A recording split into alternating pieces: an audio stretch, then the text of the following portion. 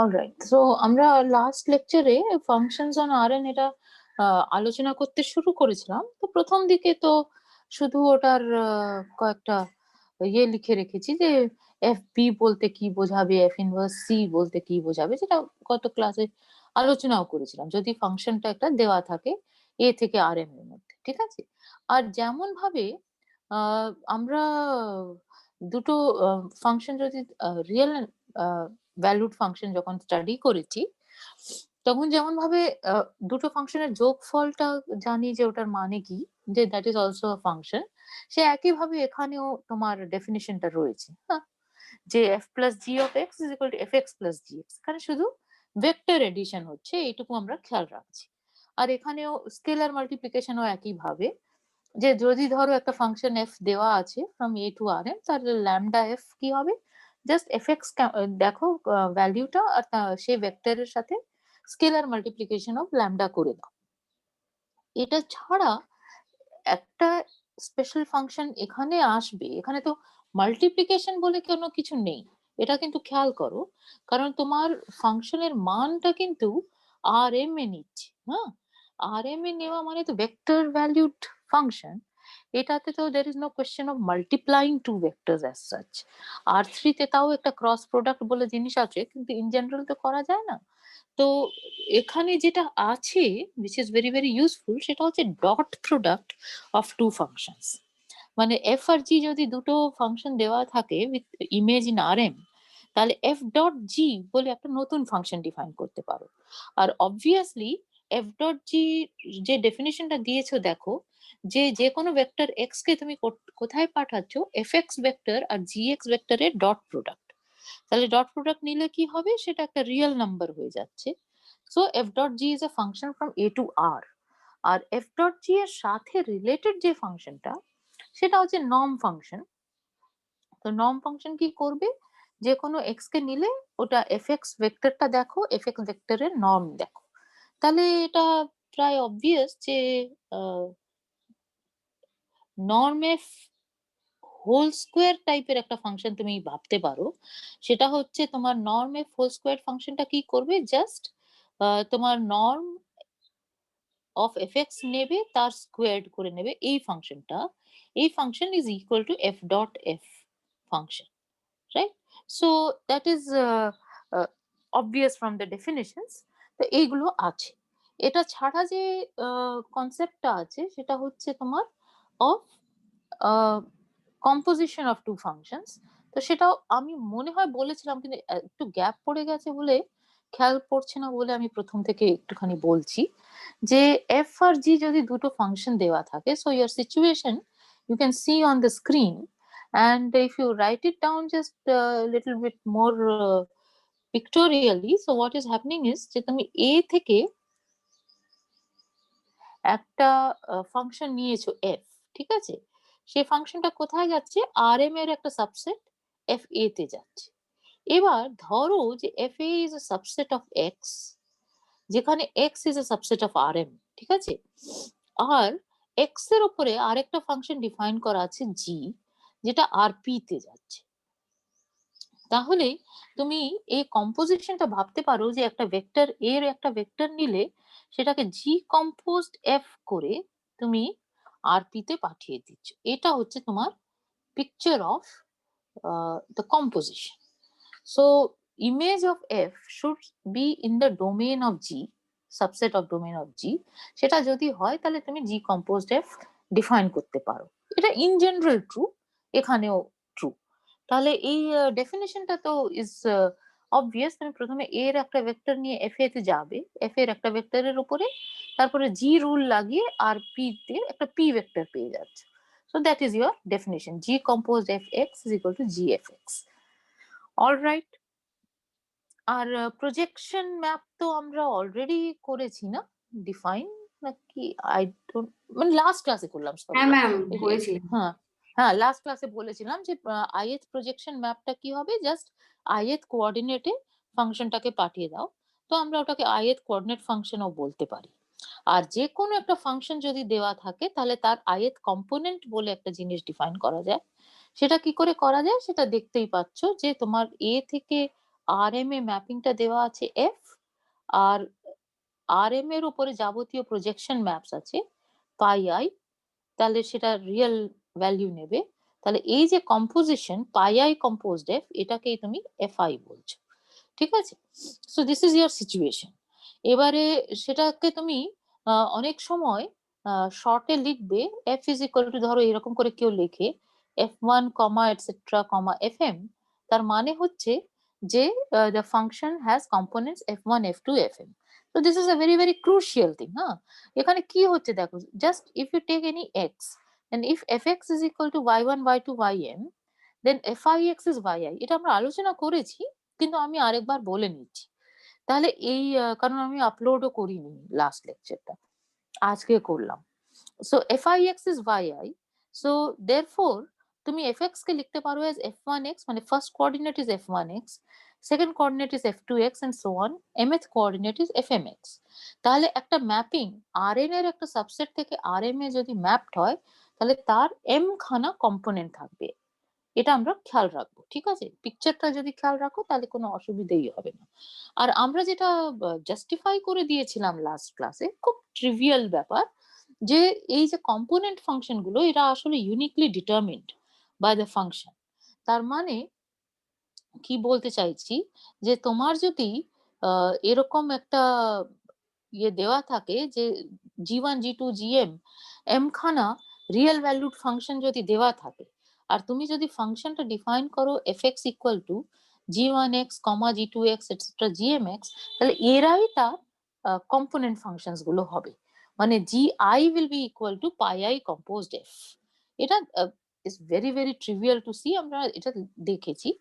তো এটা যারা মিস করেছো ক্লাসটা তারা একটু মেনে নাও এটা, হ্যাঁ, যে এই যে কম্পোনেন্ট ফাংশনস গুলো যেভাবে ডিফাইন করা হচ্ছে সেটা ইউনিকলি ডিটারমিন বাই এফ হচ্ছে। This is just one line proof. কি করতে হবে, প্রত্যেকটা এক্স এ তোমাকে পাই আই কম্পোজড এফ করবে, পাই আই কম্পোজড এফ করলে কি আসবে, জাস্ট জিআই এসে যাবে, ওটাই হচ্ছে বক্তব্য। ঠিক আছে, সো এটা আমরা লাস্ট ক্লাসে বোধহয় এইটুকু আলোচনা করতে পেরেছিলাম।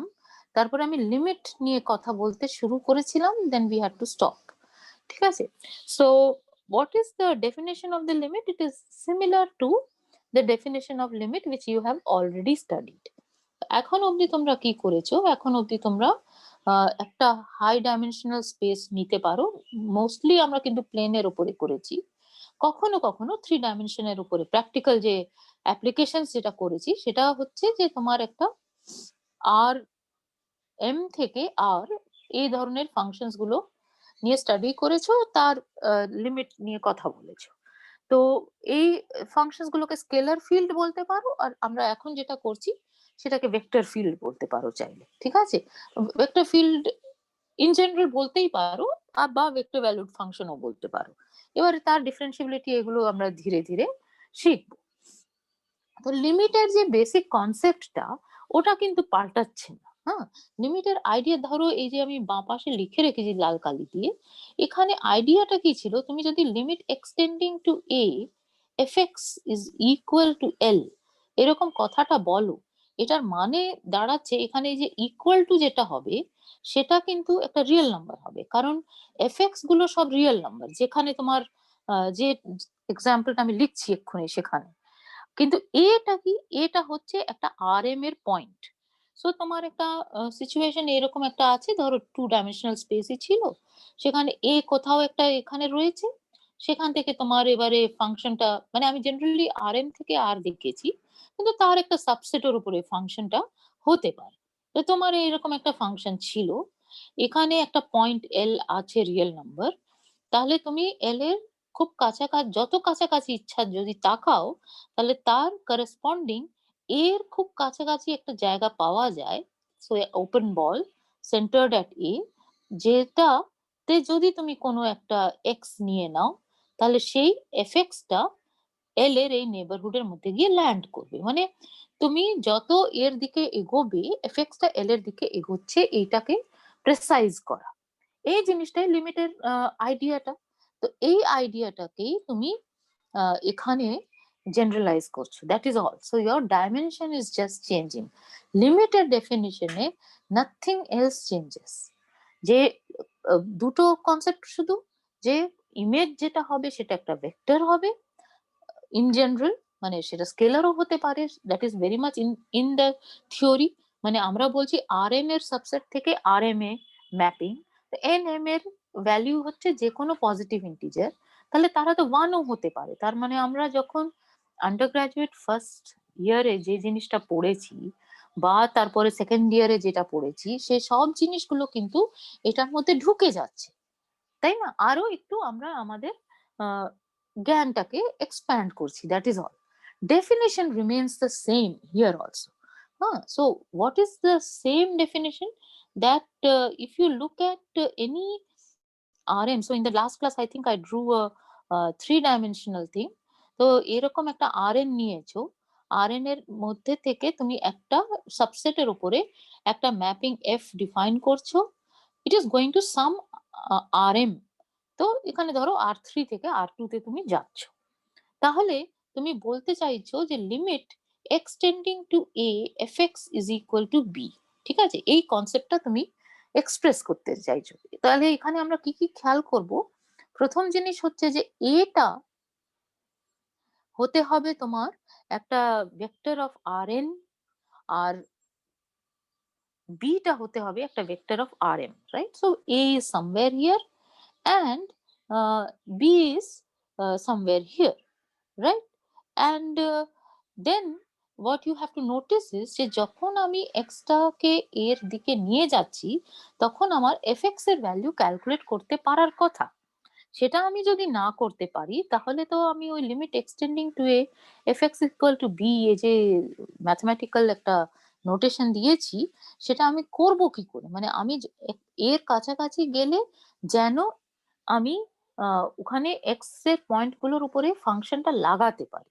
তার মানে যে এ পয়েন্টটা কেমন হতে হবে, এ পয়েন্টটা এমন হতে হবে যে তার নেবারহুডের মধ্যে তোমার domain of the definition of F, মানে ক্যাপিটাল এ যেটা স্ক্রিনে দেখতে পাচ্ছ, সেটার পয়েন্টস গুলো থাকতে হবে।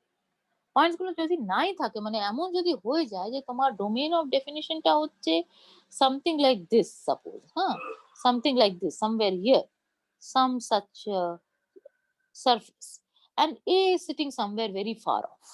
তাহলে এরকম যদি সিচুয়েশন হয়, তাহলে তুমি যদি বি এর একটা নেবারহুড নাও, তাহলে তুমি এক্সপেক্ট করতে পারো না যে যত ছোটই নেবারহুড এখানে নিই না কেন, সেটার করেসপন্ডিং আমি যখন এর দিকে এগোবো, তাহলে তার কাছাকাছি পয়েন্টগুলো ফাংশনের ভ্যালিউ দিয়ে বি এর নেবারহুডে ঢুকবে। কারণ এইরকম সিচুয়েশন যেটা আঁকলাম, তাতে তো A is so far off that you can ensure that there is a neighborhood of A which will not contain any point of the domain of definition. তাহলে তো এই কনসেপ্টটাই দেওয়া যাবে না, বুঝতে পারছো তো? সেই জন্যই তোমরা সবসময় এই কথাটা লিখতে হয়, মানে এই কথাটা আন্ডারস্টুড থাকতে হয় যে A is a limiting point of capital A, right? So এর যে কোনো নেবারহুডের মধ্যে ক্যাপিটাল এ, মানে যে domain of definition of the function, সেটার পয়েন্টস গুলো থাকবে, এটা এনশিওর করতে হয়। সেটা তুমি যদি এনশিওর করে ফেলতে পারো, মানে এমনই একটা পয়েন্ট যদি নাও, তবেই তুমি লিমিটটা কম্পিউটেশনের বক্তব্য রাখতে পারো। তাহলে আমরা যে ছবিটা আঁকলাম, তাতে এ এখানে থাকলে, যেখানে আমরা এঁকেছি সেখানে থাকলে আমার চলবে না, রাইট? এই ধরনের পয়েন্টে আমি লিমিট কম্পিউটেশনের কোনো বক্তব্যই রাখতে পারবো না। So what we do is we look at a point which is in at least on the boundary or in the interior of the domain of definition, right? মনে পড়ছে? যদি না পড়ে কোনো ক্ষতি নেই, কিন্তু ধীরে ধীরে এবার এগুলো মনে পড়তে হবে তোমার। আমি এটা বোধহয় কম্পিউট করে দেখিয়েছিলাম in the last chapter, যে limit points of A are a subset of interior A union boundary A, right? So del A মানে boundary of A, BDA লিখছিলাম এটাকে, ঠিক আছে? This is BDA. So এই জায়গাতে ধরো তোমার এটা রয়েছে। So idea is the same, just take any small neighborhood of B. So how do you determine the neighborhood of B? By balls. ওটাই আমরা প্রথম যেটা আমাদের কনসেপ্টে মানে ওপেন সেটস ইত্যাদি ডিফাইন করতে গিয়ে আমরা কিভাবে করেছি, বলস দিয়ে করেছি। আর এই কোর্স যখন আমরা শুরু করলাম তখন আমরা দেখলাম যে তার বদলে আমরা রেক্ট্যাঙ্গেল নিতে পারি। রেক্ট্যাঙ্গেল নিলে সুবিধে যেটা হয় যে ওই মানে কার্টেসিয়ান প্রোডাক্ট অফ স্পেসেস এগুলো নিলে কাজ করতে সুবিধা বেশি হয়ে যায়। তো তুমি একটা নেইবারহুড অফ বি যদি ডিসক্রাইব করতে চাও, তোমার কি দরকার? একটা রেডিয়াস দরকার, রাইট? কারণ সেন্টার এট বি তুমি নিয়েই নিতে পারো উইদাউট প্রবলেম। আর একটা এপসাইলন রেডিয়াস ওয়ালা বল চাই। তো 2 ডাইমেনশনাল আঁকা আছে সেখানে, তার মানে হচ্ছে একটা ওপেন ডিস্ক চাই, রাইট? কারণ আমরা বাউন্ডারিটা নিই না, আমরা কি করি যে we look at all say suppose x in Rm such that the distance between x and b is strictly less than epsilon, এরকম একটা জিনিস নেওয়া হয়। So therefore you avoid the boundary, you are looking at the interior part, right? Open disk। তো এইরকম একটা যদি তুমি জিনিস নিয়ে নাও, তার করসপন্ডিং তোমার এর কাছাকাছি পয়েন্টস গুলো পেতে হবে, so that, so let us try to draw a কাছাকাছি points near a। So how should it look like?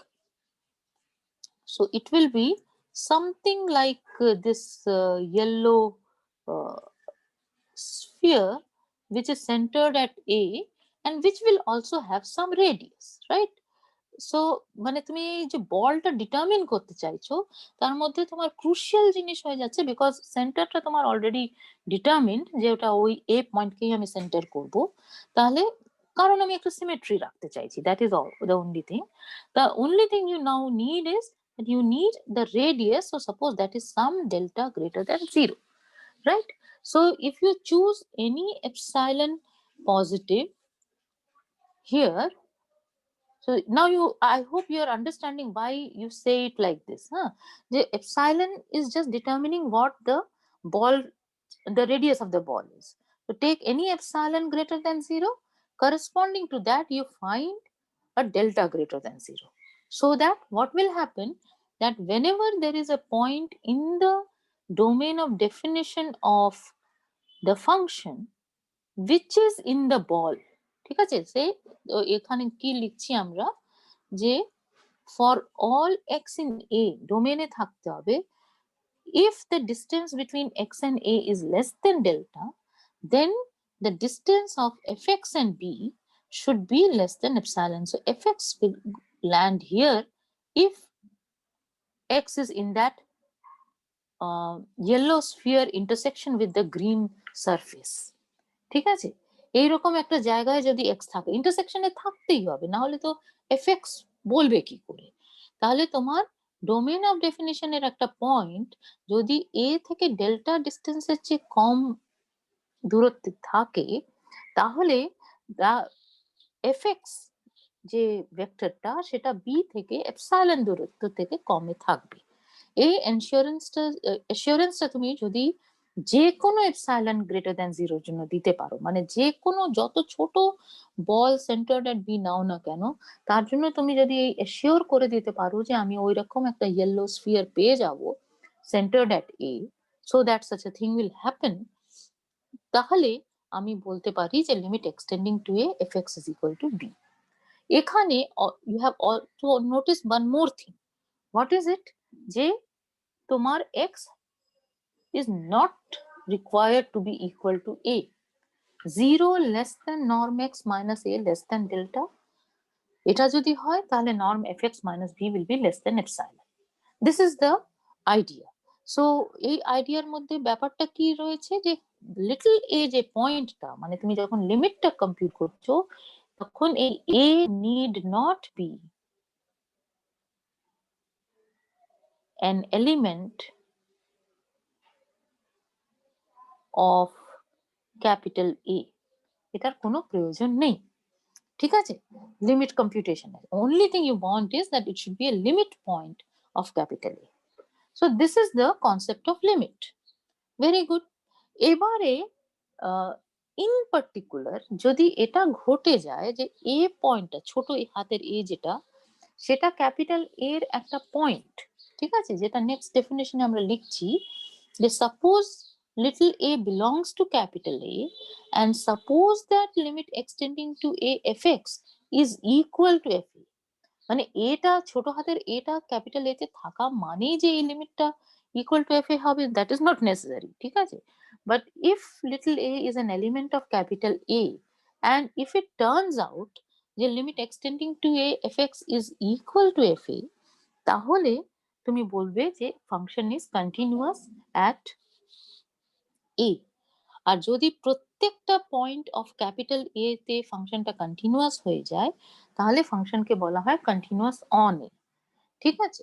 এখানে আমি একটা জিনিস অ্যাভয়েড করেছি, ঠিক আছে? অ্যাভয়েড করেছি মানে বেশিরভাগ লোকই সেটা অ্যাভয়েড করে। কিন্তু আমাদের যখন আমরা আন্ডার গ্র্যাজুয়েট পড়ছিলাম, তখন এইভাবে কিন্তু ডেফিনিশনটা দেয়নি। হ্যাঁ? ডেফিনিশনটা কি দিয়েছিল? যে কন্টিনিউইটির ডেফিনিশনটা হচ্ছে যে ওই if for all epsilon greater than 0 there exists delta greater than 0 such that for all x belonging to A, norm x minus A less than delta implies norm fx minus fa is less than epsilon. এই definition আর যেটা আমরা লিখেছি তার মধ্যে একটা subtle difference আছে। সেটা হচ্ছে যে আমি লাস্ট ক্লাসে ওই আলোচনাটা করছিলাম, যেটা আমি কালো কালি দিয়ে এক্ষুনি লিখলাম, সেই রকম যদি সেটাকে যদি আমরা ডেফিনেশন হিসেবে নিয়ে নিই, তাহলে কি দাঁড়াবে দেখো, যে তোমার এই যে ছবি আমরা এঁকেছি সেখানে এ পয়েন্টটা ধরো ক্যাপিটাল এ তে আছে, কিন্তু সেটা অনেকটা দূরে, মানে একটা আইসোলেটেড পয়েন্ট বসে আছে, ঠিক আছে? তাহলে ফাংশনটা তো ওই এ যেটা নীল দিয়ে এ এক্ষুনি লিখলাম ওপরে, ওই সবুজটা ছিল তোমার ক্যাপিটাল এ, তাহলে এটাও সবুজ করেই লেখা উচিত ছিল, যাকে ইট ডাজন্ট ম্যাটার। তাহলে ওই সবুজ জিনিসটা যে সারফেসটা, সেটা হচ্ছে তোমার domain of definition of F. আর এই পয়েন্ট যেটা এক্ষুনি লিখেছি নীল কালি দিয়ে, সেটাও তোমার রয়েছে ক্যাপিটাল এর মধ্যে, কিন্তু সেটা কেমন পয়েন্ট? সেটা বাউন্ডারি পয়েন্টও না, আর সেটা ইন্টেরিয়র পয়েন্টও না। So it is an exterior point, যে ভাষাটা আমরা ব্যবহার করছি তাতে it is an exterior point of capital, can I say that? Yeah, I can say that. So it is an exterior point of capital A, but it is a point of capital A. তাহলে এইটাকে তুমি যে ডেফিনিশনটা যদি epsilon delta definition করে যদি লেখো, তাহলে ফাংশনটা অবশ্যই করে এই পয়েন্টে কন্টিনিউয়াস হবে, ঠিক আছে? কারণ ওই ডেল্টা নেবারহুড এর মধ্যে যদি কোনো এক্স থাকে, তাহলে F X minus F A less than epsilon হতে হয়, distance between F X and F A. তাহলে কিন্তু আমি তো একটা ডেল্টা নেবারহুড নিয়ে নিতে পারি যার মধ্যে ক্যাপিটাল এর আর অন্য কোনো পয়েন্ট থাকবে না ছোট হাতের এ ছাড়া। তাহলে সেক্ষেত্রে তোমার এক্স যেটা আছে ডেল্টা নেবারহুড এর মধ্যে অফ লিটল এ, সেটা এ ছাড়া কিছু নেই। তাহলে এফ এ মাইনাস এফ এ করলে কি হয়? জিরো ভেক্টর হয়। তাহলে তার নর্ম তো জিরো হয়ে যাচ্ছে। তাহলে কি দাঁড়াচ্ছে, যে ওই যেটা আমরা এক্ষুনি এপসাইলন ডেল্টা ডেফিনিশনটা লিখলাম, that implies that the function is continuous at every such external point also. But this is absolutely useless. মানে এই মানে একটা পয়েন্ট যেটা আইসোলেশনে বসে আছে, সেই পয়েন্টটার কন্টিনিউটি অফ আ ফাংশন তার উপরে চিন্তা ভাবনা করা ইজ জাস্ট চুলচেরা হিসেব করা, মানে ওইটার মধ্যে কোনো সৌন্দর্য কিছু নেই।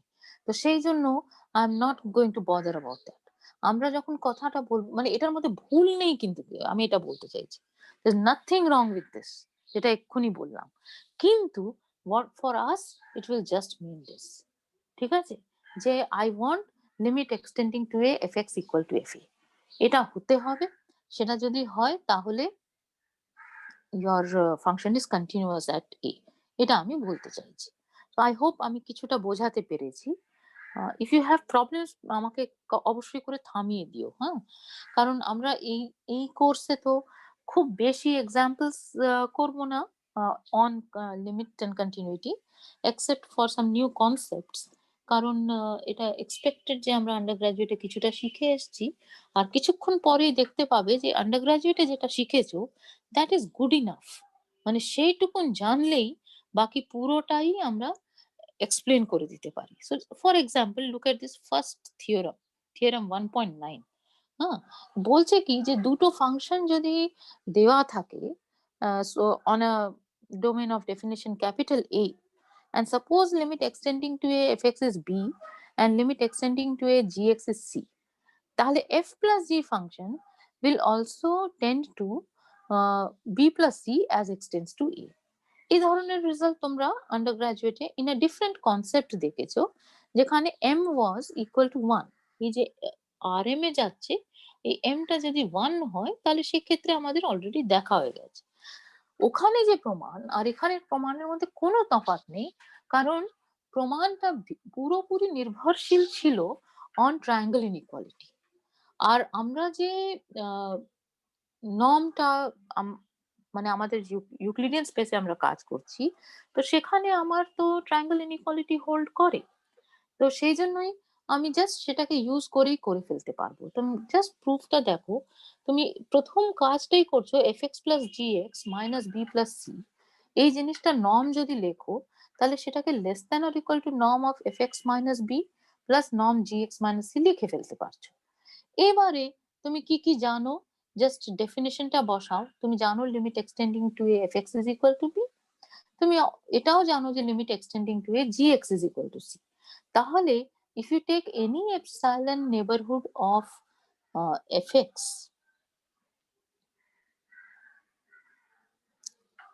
right, and any epsilon neighborhood of gx, then you can always get a delta neighborhood, মানে f এর জন্য একটা ডেল্টা 1 নেবারহুড, g এর জন্য একটা ডেল্টা 2 নেবারহুড, তারপরে ডেল্টা 1 ডেল্টা 2 যেটা মিনিমাম সেটাকে ডেল্টা নিয়ে নাও। তাহলে উইদাউট লস অফ জেনারেলিটি, মানে কোনো ইয়ে হচ্ছে না, তুমি শর্ত রেখে দিচ্ছ না, নিঃশর্তে এই কথাটা বলতে পারো, মানে এটাতে কিছু গন্ডগোল হবে না। যে কোনো এপসাইলন পজিটিভ এর জন্য আমি একটা ডেল্টা পজিটিভ পেয়ে যাব, যাতে একসাথে যদি এক্সটা ডেল্টা নেবারহুড অফ এ তে থাকে ইন দ্য ডোমেন, তাহলে এফএক্স আর বি এর দূরত্ব লেস দেন এপসাইলন হবে, আবার জি এক্স আর সি এর দূরত্বটাও লেস দেন এপসাইলন হবে। তাহলে তুমি এবার উপরে যে ট্রায়াঙ্গল ইনইকুয়ালিটি লিখেছো সেটা যদি লেখো, তাহলে দেখতে পাচ্ছ যে এফএক্স প্লাস জি এক্সটা বি প্লাস সি থেকে 2 epsilon দূরত্বে থাকবে। But 2 is a positive number, right? So 2 epsilon is positive, so absolutely no problem. Epsilon arbitrary ছিল, তার মানে 2 epsilon is arbitrary. Epsilon যা খুশি তাই মান নিতে পারে, মানে 2 epsilon ও যা খুশি তাই মান নিতে পারে। এটা এটা আশা করি বুঝতে পারছো। তো ফর এক্সাম্পল তুমি যদি চাও যে এই জায়গাটাতে তুমি এপসাইলনটাকে এটাকে কমাতে চাইছো, ধরো 0.0001 এটা চাইছো, হ্যাঁ, যে তোমার এফএক্স আর জিএক্স এর দূরত্ব বি প্লাস সি থেকে 0.0001 এর থেকে কম যেন হয়। তাহলে তুমি কি করবে, যে তুমি 0.0001 ডিভাইডেড বাই 2 যে নাম্বারটা, সেটার করেসপন্ডিং তুমি ডেল্টাস গুলো চুজ করে নেবে। করে নিয়ে তারপরে কাজটা করলে ডাবল অফ দ্যাট করলে এটার থেকে কম হয়ে যাবে। ঠিক আছে? So that is why you say those things. শুধু what are you careful about is যে স্কেলার দিয়ে এপসাইলন কে মাল্টিপ্লিকেশন হচ্ছে, মানে এটা তো খুব স্ট্রেট ফরওয়ার্ড প্রমাণ। হ্যাঁ, মানে এটার মধ্যে খুব সাবধান হতে হবে না, ওটা অটোমেটিক্যালি চলে আসছে। কিন্তু তুমি নিজে যদি ধরো কোনো একটা পার্টিকুলার অঙ্ক করতে বসেছো কখনো, তখন তোমার যে এস্টিমেশনটা করছো, সেই এস্টিমেশনে কিন্তু তোমার খেয়াল রাখতে হবে যে এটা কিন্তু radius, so this has to be a positive number. ঠিক আছে? সো এই জিনিসটা আমরা প্রথমত খেয়াল রাখবো। আর আরেকটা জিনিস আমি কিন্তু এখানে অনেক বেশি করে ইয়ে করতে চাইছি, সেটা হচ্ছে যে দুটো ফাংশনেরই কিন্তু মানটা একই জায়গায় যাচ্ছে, আর এম এ, তবেই তুমি অ্যাড করতে পারছো। ঠিক আছে? তুমি জেনারেলি একটা পি ভেক্টর আর একটা কিউ ভেক্টর কে অ্যাড করে দিলাম, মানে পি ডাইমেনশনাল ভেক্টর আর একটা কিউ ডাইমেনশনাল ভেক্টর কে অ্যাড করলাম, এইটা তো সম্ভব নয়। ঠিক আছে? ইভেন দো আমার যা সিচুয়েশন, আমরা যে জায়গাটা স্টাডি করছি, সেখানে কি হচ্ছে যে একটা অপরের সাবস্পেস এই হিসেবে আছে। তাহলে একটা টেনে টুনে আমরা ভাবতে পারি, মানে আমার যদি পি লেস দ্যান কিউ হয়, আমরা এটা আলোচনা করেছিলাম, তাহলে আমি আর পি কে আইডেন্টিফাই করতে পারি with rp cross the zero vector. This is one way, and that is a subset of or a subspace of r p plus q. তাহলে এইভাবে oh I'm sorry I did not want to write p plus q, I wanted to write q. ঠিক আছে, so এখানে তোমার এই যে জিরোটা এটা হচ্ছে একটা q minus p dimensional zero vector. So এই জিনিসটা তুমি ভাবতে পারো, কিন্তু জেনারেলি তুমি যখন থিওরিটা এক্সপ্রেস করছো F plus G function define করছো থিওরিটিক্যালি, তখন তুমি কিন্তু domain of both F and G is in the same R M, এটা খেয়াল রাখছো। একইভাবে অন্য যে রেজাল্টটা ছিল রিকল করো যে লিমিটে তুমি প্রথমে এডিশন অফ টু ফাংশনস এর ক্ষেত্রে দেখিয়ে দিচ্ছ, তারপর একটা স্কেলার মাল্টিপ্লিকেশনের ক্ষেত্রে দেখাচ্ছ, the proof also is going to be similar. তো সেটা আমি জাস্ট খুব কুইকলি বলি। তো জিনিসটা কি ঘটছে যে তুমি একটা ল্যামডা এফ ফাংশনটা নিয়েছো, আর তুমি ধরো জানো যে limit extending to A F X is equal to B, তাহলে তুমি ইমিডিয়েটলি বলে ফেলতে পারো যে limit extending to A lambda F X is also equal to lambda B, মানে ওই লিমিটটা এক্সিস্ট করবে আর ওটা ল্যামডা বির সাথে সমান হবে। So how are you going to prove this? Proof is again same. ঠিক আছে, তো মানে সেম রাদার সিমিলার বলা উচিত। তুমি প্রথমে জিরো স্কেলারটাকে দেখে নাও, কারণ ওটা শুধু শুধু একটু ঝামেলা করবে। সো আমরা জিরো ভেক্টরটাকে আগে দেখছি। যদি ল্যামডাটা জিরো হয় তাহলে ল্যামডা এফ তো জিরো ফাংশন, তার মানে প্রত্যেকটা এক্স কে জিরোতে নিয়ে যাচ্ছে, তাহলে যে জিনিসটা লিমিট নিতে চাইছে সেটা সব ম্যাম জিরো আরেকবার ফাংশন। বলুন, আপনার কথাটা আটকে গেছিল। কোন কোন জায়গাটা বলবো বলো? এটার প্রমাণ যে বলতে শুরু করলাম। ম্যাম হ্যাঁ হ্যাঁ এই প্রমাণটা শুরু করলেন তখনই আটকে গেল। আচ্ছা, হ্যাঁ আমি জাস্ট বলতে চাইছিলাম যে যদি ল্যামডাটা জিরো হয়, মানে ল্যামডা তো একটা স্কেলার, তো সেটা যদি জিরো হয় তাহলে ল্যামডা এফ ফাংশনটা কি ডেফিনিশন হবে? জাস্ট জিরো মান নেবে, জিরো ভেক্টর হবে কিন্তু। হ্যাঁ, এফটা হচ্ছে A to R M, so lambda F is also a function from a to rm. all right, and how is it defined?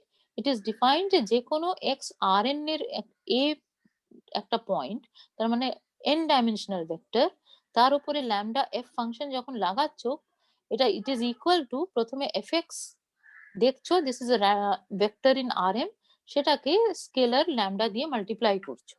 তাহলে ল্যামডা যদি জিরো হয় তাহলে এটা জিরো ভেক্টর হয়ে যাবে। তাহলে lambda F is the zero function, মানে it is taking values zero vector.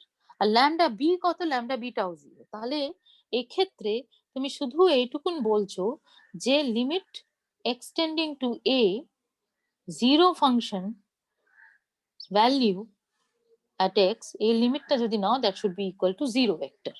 তো সেটা তো হবেই।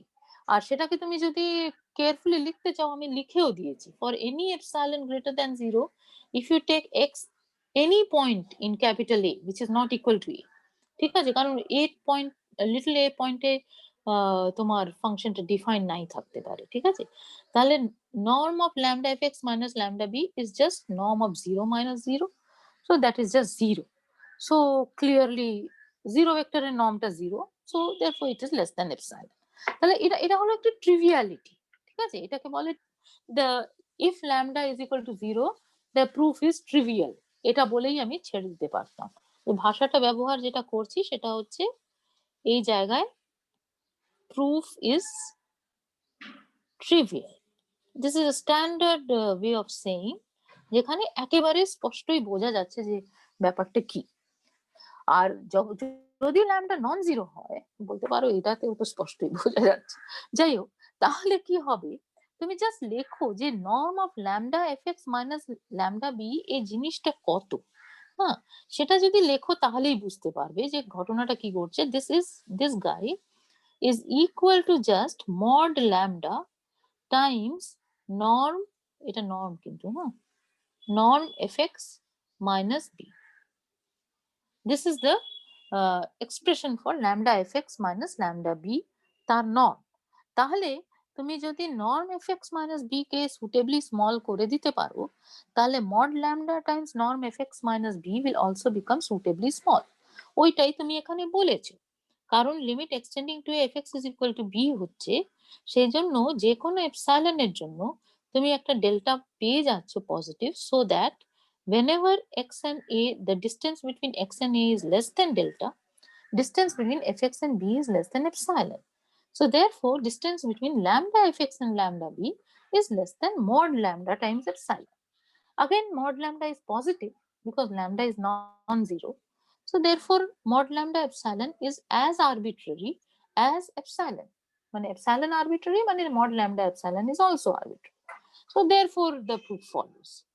A theorem 1.9 so-called in the notes and theorem 1.10 is something which has absolutely similar proofs as what you did in your analysis course in undergraduate. ঠিক আছে, একই রকমের প্রমাণ, কিন্তু আমরা কমপ্লিশনের জন্য we are writing down the proof in detail. Next যে কনসেপ্টটা, সেটা এই ক্ষেত্রে নতুন কনসেপ্ট, কারণ এখানে আমার ভেক্টর ভ্যালুড ফাংশন, সুতরাং আমরা দুটো ফাংশনের ডট প্রোডাক্ট নিতে পারি, যেটা আজকে লেকচারের একদম প্রথমে বললাম। সেখানেও খুব নিটলি এই জিনিসটা আসবে, যে limit extending to A F X equal to B যদি হয়, আর limit extending to A G X equal to C যদি হয়, তাহলে limit extending to A F dot G যে ফাংশনটা, dot product of F and G, that will also exist and it will be equal to the dot product of b and c.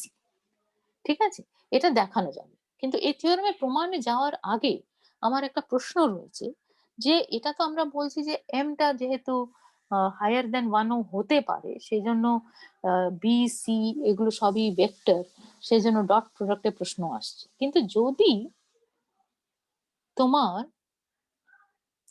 এমটা equal to 1 হতো, তাহলে এই থিওরেমটা কি? Theorem 1.11, এটা কি চেনা লাগছে?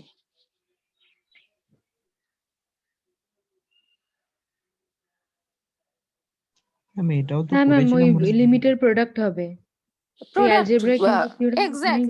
এক্স্যাক্টলি, হ্যাঁ। সো আমরা প্রোডাক্ট অফ লিমিটস ওই ব্যাপারটা পড়েছিলাম, ওইটাই এটা, যদি m ইকুয়াল টু 1 হয়। ঠিক আছে, so I have less than 1 minute, so ওই বলতে শুরু করলাম আর তার মধ্যে থেমে গেলাম, এর চেয়ে বেটার যে আমরা এখন থেমে যাই, and then we will continue after a few more minutes. 3-4 minute পরে স্টার্ট করব, ঠিক আছে? ওকে।